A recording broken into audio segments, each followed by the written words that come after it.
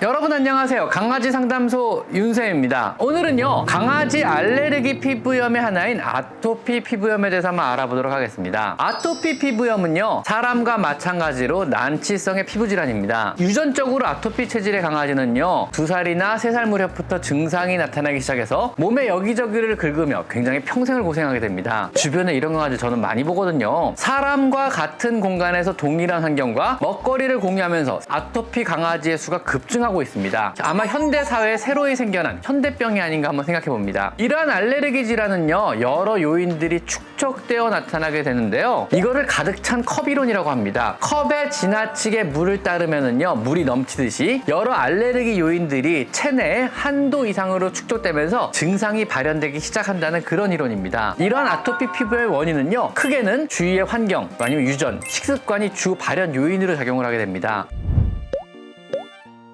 우선 주위 환경에서 보면은요, 몸에 닿는 것들, 공기 중에 부유하는 것들, 정신적인 스트레스 등을 들 수 있는데요. 몸에 닿는 것은요, 주로 카펫이나 바닥재들, 아니면은 집안의 주위 환경이 문제가 됩니다. 원인 물질을 찾지 못한다면은요, 방은 항상 깨끗하게 청소하고 모든 바닥에는요, 카펫이나 패브릭으로 된 것은 다 치워줍니다. 식기는 유리나 세라믹으로 된 것만 사용하시고요. 되도록이면요, 소파 역시 진드기에 서시기 어려운 레자나 가죽 재질의 소파로 교체해줍니다. 산책 역시요, 숲속이나 잔디는 최대한 피하시고 아스팔트로만 다니는 것을 권장드립니다. 이런 부유하는 원인 물질들은요, 아토피성 피부염의 가장 흔한 원인이고요. 대처하기도 사실 가장 어려운 원인 물질들입니다. 주로 먼지나 꽃가루, 새가구에서 배출한 여러 가지 화학적인 부유물들, 방향제 등이 있는데요. 만약 계절적으로 발병을 한다면은요, 대개는 꽃가루 알러지인 경우가 많습니다. 집안에 화분이 있다면은요, 흙에 있는 곰팡이 포자가 원인이 되기도 합니다. 이런 경우 24시간 헤파 필터가 포함된 공기청정기를 가동하고요. 또 헤파 필터가 포함된 진공청소기를 사용하여 자주자주 집안을 청소하여 부유하는 물질의 양을 줄이셔야만 합니다. 또 너무 건조해도 또 너무 습해도 증상이 악화되기 때문에 항상 실내 상대 습도를요, 50에서 60% 정도의 적정 습도를 유지시켜 주시는 것이 좋습니다. 두 번째 요인은 유전적인 요인인데요. 사실 이건 치료로도 막을 방법은 없습니다. 알레르기성 피부염의 상당 부분이 유전적인 소인에 기인한다고 알려져 있거든요. 짧은 기간 동안 개량된 여러 가지 순종 품종에서 주로 다발하며 특히 외래 품종들은요, 한국의 고온 다습한 환경에 더 심하게 발현하기도 합니다. 특별히 더 잘 알러지성 피부염이 발병되는 품종은 없으나 대체로 귀가 큰 코커스패니엘 품종은요, 귀병에 취약하고요. 퍼그나 불독 같은 주름이 많은 품종은요, 피부염에 민감한 편입니다. 이러한 종류는요, 항시 털을 짧게 미용을 유지하고요. 퍼그나 불독은요, 피부의 주름 사이를 마른 솜이나 꺼즈로 자주 닦아서 건조하고 청결하게 유지시켜 주시는 것이 좋습니다. 세 번째는 음식 요인인데요. 식이성 알레르기가 일신될 때는요, 일단 사료를 제외한 모든 종류의 간식을 끊어봅니다. 그래도 발현이 된다면은요, 사료를 바꿔봅니다. 이때 바꿔주는 사료는요, 가장 유명하고 가장 많이 팔리는 무난한 대기업의 제품을 선택합니다. 아주 좋은 사료는 아니겠지만은요, 웬만해서는 문제를 안 일으키는 사료가 주로 이런 사료들입니다. 그럼에도 불구하고요, 알러지가 재발이 된다면은요, 그때는 처방식을 먹이셔야만 합니다. 즉 사료 내의 단백질을요,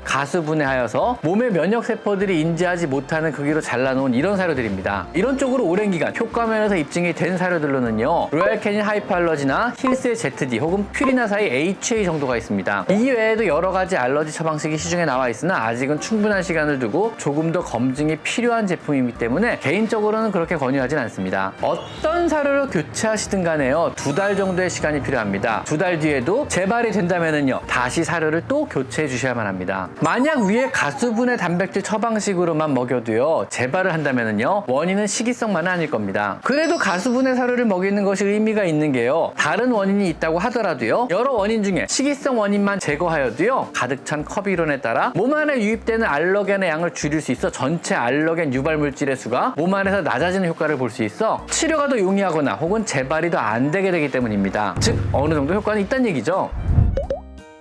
위의 열관 여러 가지 방법으로도요, 증상이 심해진다면은요, 병원에 내원하여 치료를 받으셔야만 합니다. 만성 아토피 피부염은요, 사실 완치가 불가능한 질환임을 이해하셔야만 합니다. 이처럼 완치가 불가능한 질환의 치료 목적은요, 완치가 아닌 증상을 완화시키고 더 이상 악화되지 않도록 하는 게 그 유지의 목적이 있습니다. 사실은 괴롭기 때문에 괴로움만 좀 완화해줘도 되게 좋아지거든요. 만약 소양증, 즉 간지러움이 심하다면은요, 요즘은 사이토포인트라고 해서 한 달에 한 번만 주사하여 약 한 달 정도 소양증과 아토피 피부염의 증상을 완화시키는 그런 주사제도 있으니까 가까운 동물병원 선생님과 상의해 보시길 바랍니다.